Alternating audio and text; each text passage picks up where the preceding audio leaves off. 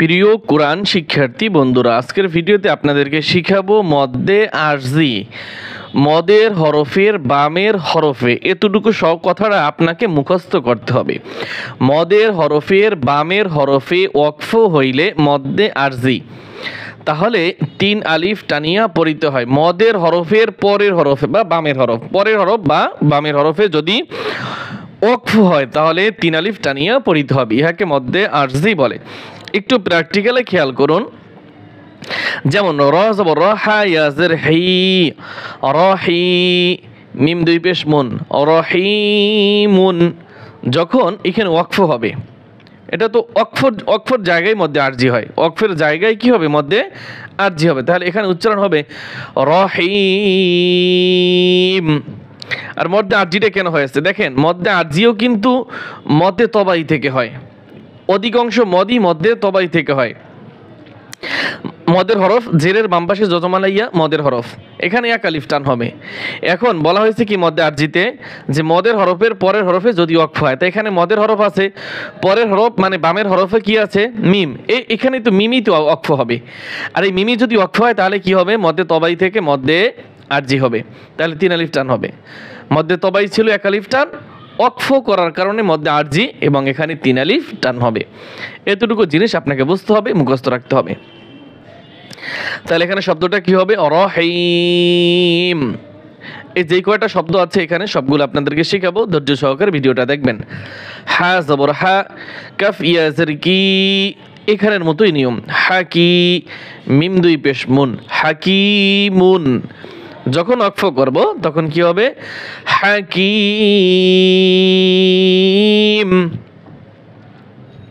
আইন জবর আ, লাম ইয়াজলি, আলী, মিম দুই পেশ মুন, আলিমুন। ওয়াকফ করলে আগের মতো সেম উচ্চারণ, আলিম। এইটা একটু পরিবর্তন আছে।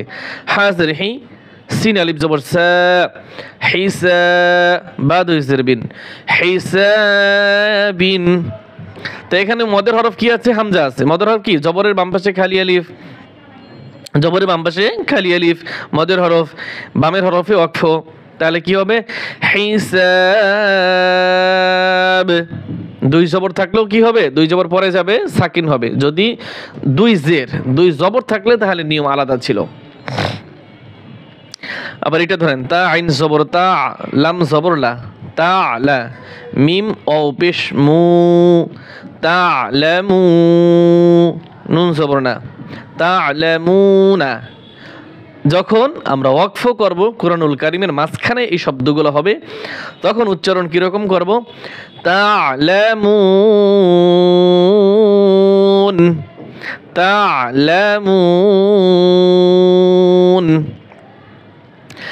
মিম সাদ জের মিস, বা আলিফ জবর বা, মিস বা, হা দুই পেশ হুন, মিসবাহুন।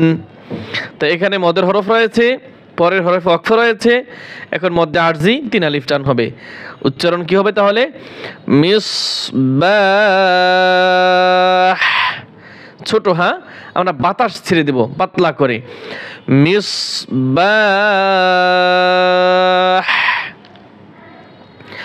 তা পেশ তু, কাফ জাল জবর কাজ, তু কাজ, জাল জের জি, তু কাজ জি, বা আলিফ জবর বা, তু কাজ জি বা, নুন জেননি, তু কাজ জি বান,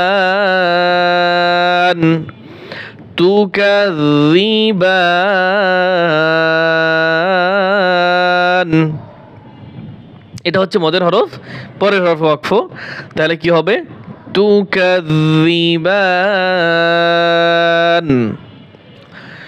মিম ফা পেশ মুফ, লাম জের লি, মুফলি, হা ওয়াও পেশ হু, 1 আলিফ টান হবে, মুফলিহু, নুন জবর না, মুফলিহুনা।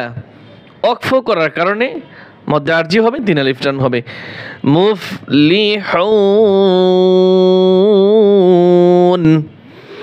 মুফলিহুন।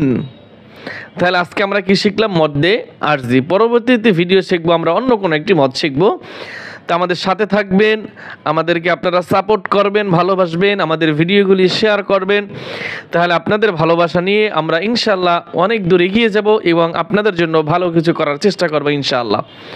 আল্লাহ তাআলা আমাদের এই দ্বীনি খিদমতকে কবুল করে নেন, আমিন।